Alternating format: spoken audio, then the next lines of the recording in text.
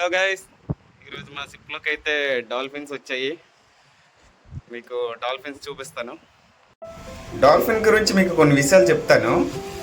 మనుషులతో ఫ్రెండ్లీగా ఉండే ఏవైనా సముద్ర జీవులు ఉన్నాయంటే అవి డాల్ఫిన్సేనే.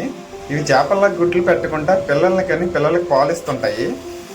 ఇవి చేపల నీటిలో ఉండి ఊపిరి తీసుకోలేవు, అందుకే పైకి వచ్చి ఊపిరి తీసుకుని మళ్ళీ నీటిలోకి వెళ్తుంటాయి.